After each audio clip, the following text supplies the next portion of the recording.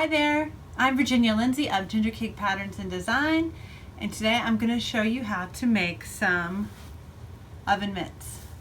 These are a free tutorial that are on my blog, or you can follow along that way if you prefer and print out this pattern piece. And I was really needing a new set. Mine for some reason gets so trashed, and it's probably because I have 4 kids, and one of my daughters in particular loves to bake, and she is almost as messy as I am in the kitchen. So we need to refresh now and then. And here's the result. So I think you guys are going to really love this method. And what you're going to need is some cotton fabrics, and then also you're going to need cotton batting, and then you also need Insulbright batting. And you can find this at Walmart, at Joann's. I ordered mine online from, what are they called? I'll give you the link down in the description. And then you need your sewing machine and all that good stuff. So let's begin. Okay, now we have our pieces cut out, and the main exterior piece it's 11 and a half by about 16. So about a 12 by 16 piece of fabric is what you're going to need for the exterior of this project. Then you also have a piece of cotton batting, and then you have a piece which is the same size as the exterior or a little bit bigger, definitely not smaller. And then you have a piece of Insulbright batting. Now you can see I cut that just a little bit bigger than the 2 other pieces. And what I'm going to do is I'm going to go over to my sewing machine and I'm going to quilt these. I'm going to quilt this. And you can draw chalk on there to do it, or you can just eyeball it. You can do zigzags. I might do that because of this, because of the way this looks. I might just do kind of some zigzag quilting like that. I think that'll look cute because of the design on there. And the other thing you have, this is going to be the lining of my oven mitt, and it is a little bit bigger. It is 12 and a half by 16. And the reason for that is when you print out your oven mitt pattern piece, you cut the exterior to this line, and you cut the lining to this one because it folds up. So that is just going to be set aside for now while I go over and quilt this piece, and then I'll show you what to do next. Okay, here I'm over at my sewing machine, and I did want to show you that I put pins in each of the corners just to hold it in place. It's such a small piece of quilting, you don't have to pin the whole thing, or baste it they called. So that's all I did. And now we're just going to move right over here to the machine, adjust a little so you can see. And when I said zigzag, what I really mean is kind of like I'm going to do wavy lines, which is a real easy way. I do this kind of quilting on a lot of my things. I like how it looks, and it's really easy. So you just kind of turn your fabric,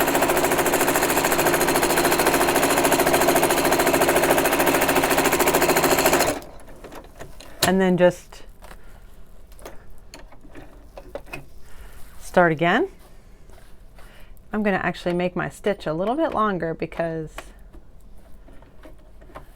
I think that'll be a little easier. So what I like to do is I don't want to go on the same exact line. I like it to be kind of varied. So I'm going to start the other way and try to do shorter ones and longer ones, shorter ones.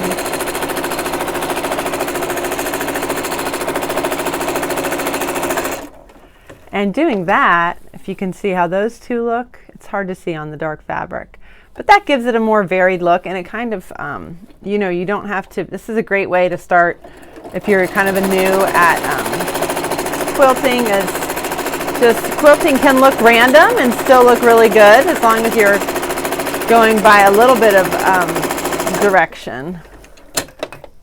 So this looks like on purpose, but you don't have to worry about getting things perfect. So I'm just going to continue the rest of the way, and then we're going to cut out the piece of the, we're going to cut out the pieces. Okay, you can see my quilted piece, and I think it turned out really nice. So now I'm just going to cut off this extra stiff. So the insel-bright batting is what I'm cutting off with my rotary cutter. That can easily be done with scissors if you're starting out and you haven't invested in all this stuff. And then I just fold this in half, and I'm going to cut. Well, it's not a perfect fit, but that's totally fine. I'm not going to worry about that at all. Okay, now it's pinned on, and this is pretty thick, so you got to use some good scissors here. These are not my very best sewing scissors, but they're pretty good. And just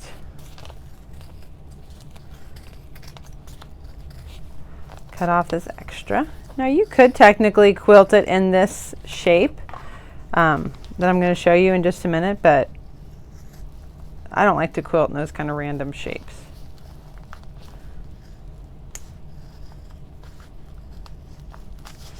This little corner is a little bit tricky, so you gotta just, there. All right, so now take the pins out. Throw out that excess stuff. And here's what you have, this kind of cool shape. And I'm gonna fold it right sides together. And then back over at my sewing machine, I'm gonna sew right up around here, like this, down here, and around. And then I'm going to do, just like the pattern piece that you print out on my website says, I'm going to clip around these corners, you know, to give the, to make it turn out a little bit more easily. So I'll be right back after I've sewn that. Okay, here I sewed it, and you can see I didn't sew along this side because that's the fold, but I sewed it around and down there. And now I already started clipping the little tight spot, and I wanted to show you close up because that can be a little complicated on something so thick. So you just take your scissors, and don't go all the way to the seam though, okay? You just go, so I have a clip here, here, and especially here. That's the really big spot. You want to have it on these tight spots. And then I'm also going to do some, just like the pattern piece tells me, I'm going to do some clips here because just to loosen things up so it turns inside out nicely. Also down here at the bottom, for some reason when I sewed it, this little thing came off, and I'm just going to cut that off. Okay, now I'm going to turn it inside out. And I'm going to press it nice and flat. So I'll be right back after that's done.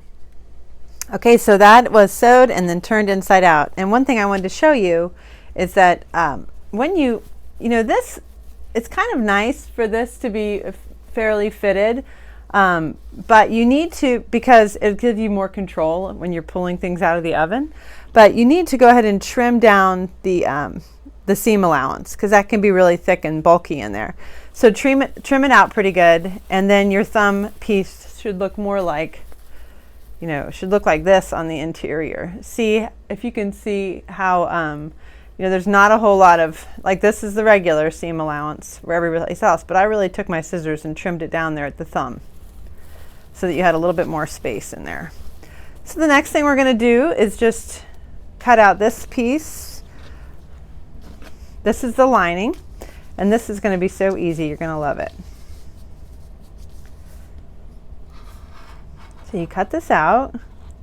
You can easily do this with scissors.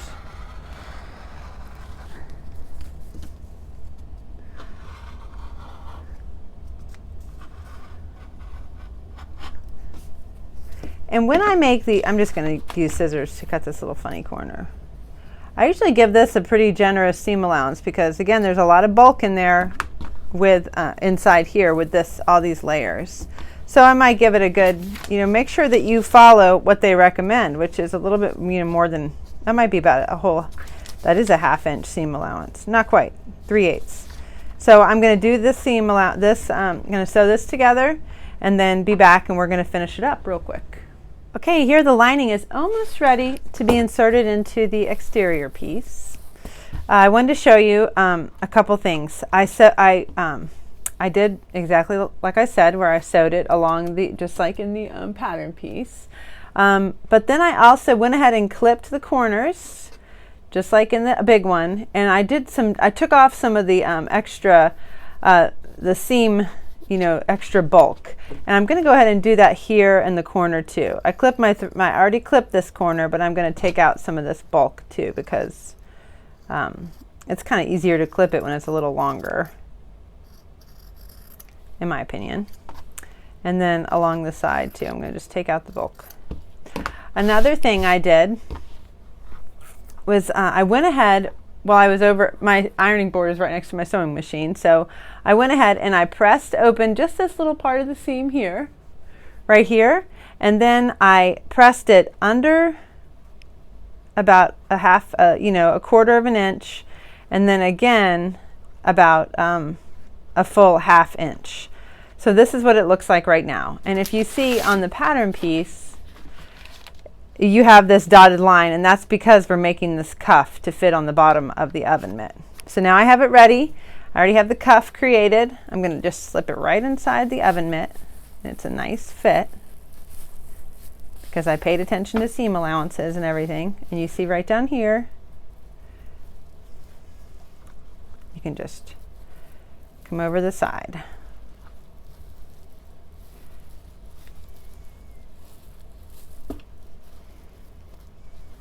I'm going to do some pressing with it all together. Again, kind of fit it in there real nice. And then all I have to do is sew along the top. I might hand sew that just to make it look extra nice. But you can also machine sew it. I'll machine sew it, and then you guys can decide if you want to do a nice little blind stitch back there. That would probably look really nice. But since I'm kind of doing it on the fast, I'm going to go ahead and sew it with my machine. Okay, here I'm pressing it really, really well. I think everything always fits together when it's pressed really well. So I wanted to make sure you didn't skip this step. Press, press, press. And then get your hand in there again and really get that lining inside before you press this little bottom edge. Line up that seam from the lining with the seam of your finger, the finger piece right here. Those two seams should be lined up. And mine was not lined up. There we go. Okay, now I'm going to sew. All right, I decided to use my my evergreen clips. There's a link to those down below the video if you want to look at those, but pins would also work here. Sometimes in these circumstances, I like to use my clips. It just kind of holds it together a little bit better when it's thicker. It doesn't distort the fabric so much. But it's not required. And then you just take them out as you go along. This is thick, so you got to make some adjustments.